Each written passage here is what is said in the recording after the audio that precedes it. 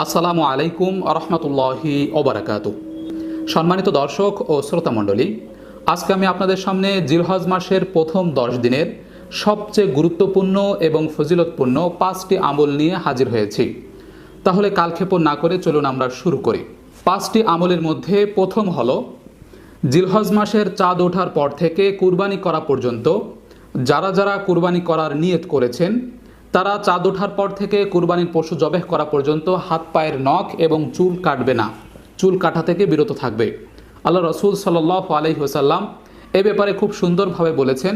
আপনারা যদি এ ব্যাপারে আল্লাহ রসুল সাল্লাল্লাহু আলাইহি ওয়াসাল্লামের বক্তব্য দেখতে চান সহিহ হাদিস থেকে, তাহলে দেখবেন সহিহ মুসলিমের 4955 থেকে 4959 নম্বর হাদিস।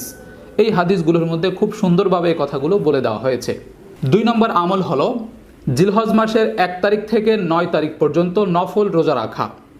এই কয়দিনের নফল রোজা রাখার বিশেষ ফজিলত রয়েছে।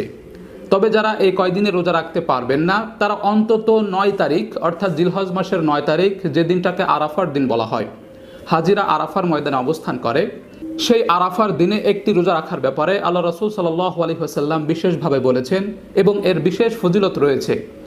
তা হলো আল্লাহ রসুল সাল্লাল্লাহু আলাইহি ওয়াসাল্লাম বলেছেন, যে ব্যক্তি আরাফার দিনে একটি রোজা রাখবে সে ব্যক্তির বিগত 1 বছর এবং সামনের 1 বছরের ছোট গুনাহগুলো ক্ষমা করে দেওয়া হবে। সুবহানাল্লাহি ওয়া বিহামদি। অতএব আমরা যারা হজ করতে যেতে পারিনি, আমরা অবশ্যই চেষ্টা করব আরাফার দিনে অর্থাৎ 9 জিলহজ তারিখে একটি রোজা রাখার জন্য, তাহলে এই বিশাল ফজিলতের অন্তর্ভুক্ত হতে পারবো। এরপর 3 নম্বর আমল হলো, জিলহজ মাসের চাঁদ ওঠার পর থেকে 13ই জিলহজ পর্যন্ত বেশি বেশি তাকবীর দেওয়া। আল্লাহু আকবার, আল্লাহু আকবার, লা ইলাহা ইল্লাল্লাহু, আল্লাহু আকবার, আল্লাহু আকবার, ওয়ালিল্লাহিল হামদ। এই তাকবীরগুলো নারী পুরুষ সকলে বেশি বেশি পাঠ করা।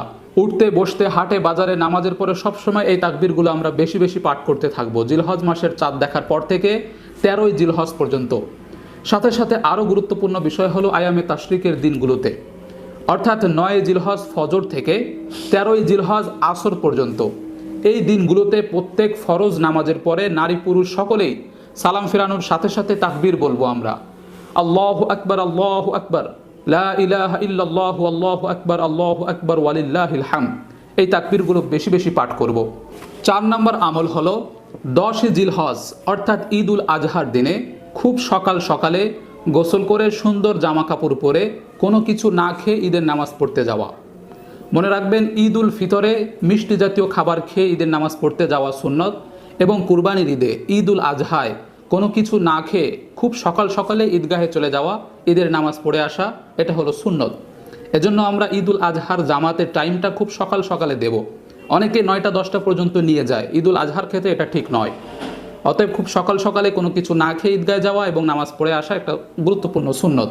সর্বশেষ অর্থাৎ 5 নম্বর গুরুত্বপূর্ণ আমল হলো ঈদের নামাজ শেষ করে এসে পশু জবেহ করা, আল্লাহর উদ্দেশ্যে পশু কুরবানি করা। সুনানে তিরমিজির 1499 নম্বর হাদিস আয়েশা রাদিয়াল্লাহু তাআলা আনহা থেকে বর্ণিত হয়েছে, রাসূল করিম সাল্লাল্লাহু আলাইহি ওয়াসাল্লাম বলেছেন, কুরবানির দিনে আল্লাহর উদ্দেশ্যে পশুর রক্ত প্রবাহিত করার চেয়ে উত্তম কোনো আমল নেই।